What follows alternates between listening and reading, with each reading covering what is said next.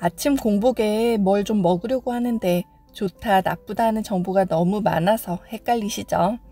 그래서 제가 모조리 정리하였답니다. 이 영상만 보시면 어떤 음식이 공복에 좋은지 모두 알 수 있답니다. 구독과 좋아요, 알림 설정 눌러주세요. 한약재로는 마를 산약이라고 하는데 동의보감에도 기록이 되어 있을 만큼 한국인에게 아주 오래된 식재료입니다. 성질은 따뜻하고 맛이 달며 독이 없다. 허로 여윈 것을 보하며 모장을 충실하게 하고 기력을 도와주며 살찌게 하고 힘줄과 뼈를 튼튼하게 한다. 심규를 잘 통하게 하고 정신을 안정시키며 의지를 강하게 한다. 동의보감을 보면 우리 몸에 부족한 영양소를 보충해주고 정신까지 진정시켜주는 효과가 있다고 표현을 합니다. 마를 한 번이라도 드신 분들은 아시겠지만 마 안쪽에는 끈적거리는 점액질이 있지요. 이것을 식감 때문에 싫어하시는 분도 있는데요. 사실 마는 이 끈적거리는 뮤신이 우리 몸에 참 좋답니다.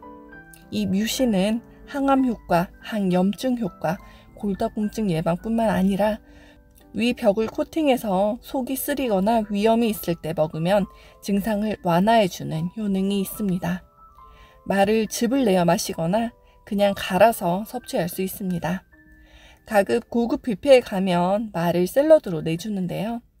비싼 마를 보면 저는 그럴 때는 웬 떡이냐 하면서 부지런히 가져다 먹는답니다. 마는 다 좋은데 조금 비싼 게 단점이지요. 아침에 섭취할 수 있는 과일이 무엇이 있을까요? 혈당 관리도 하면서 위에 부담이 없는 과일, 바로 블루베리입니다.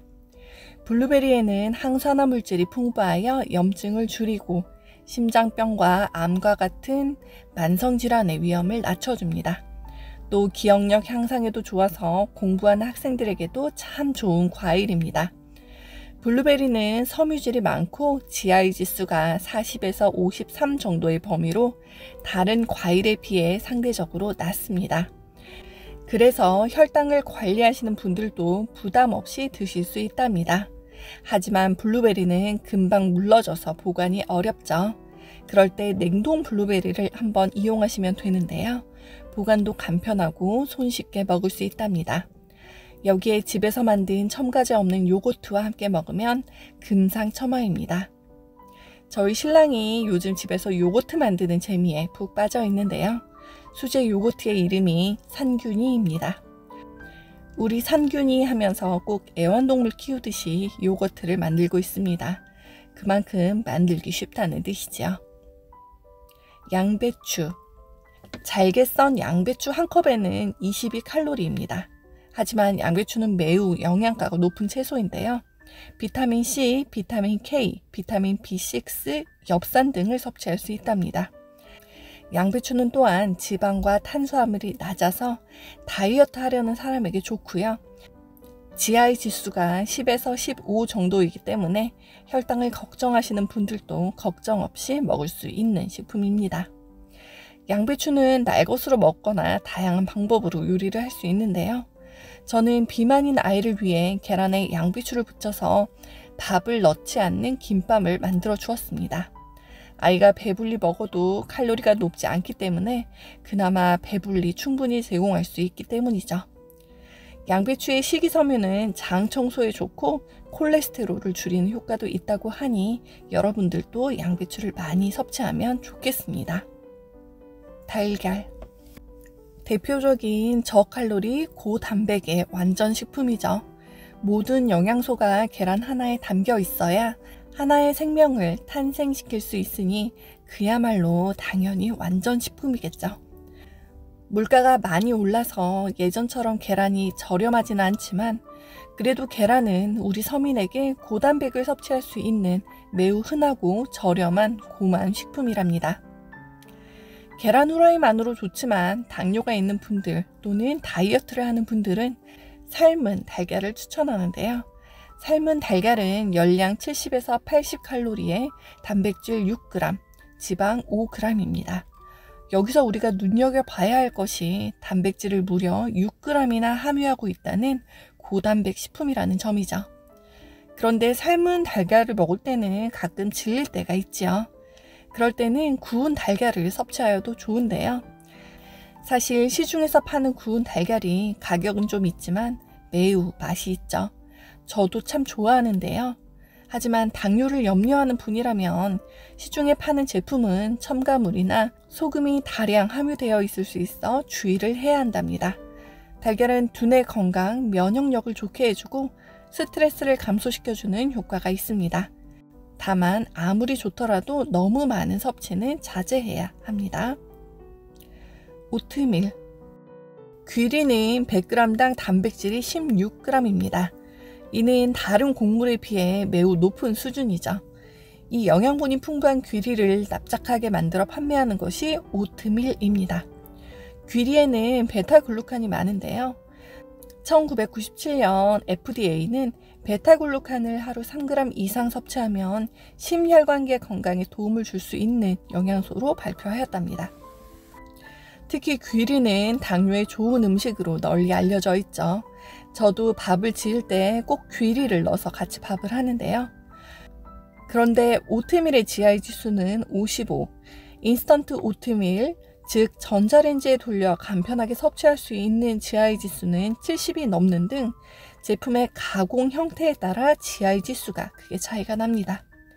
그래서 제품을 구입할 때 설명서를 꼭 확인하여 인스턴트 오트밀 또는 퀵 오트밀의 구입을 자제하시고, 설탕이 다량 들어가 있는 제품도 있으니 다이어트나 혈당 관리하시는 분들은 특히 이 점에 주의해서 섭취하여야 합니다. 따뜻한 물. 성인 남성은 하루에 3.7리터, 성인 여성은 약 2.7리터의 수분이 필요합니다. 그만큼 우리 몸은 물을 떠나서는 살 수 없는 존재이지요.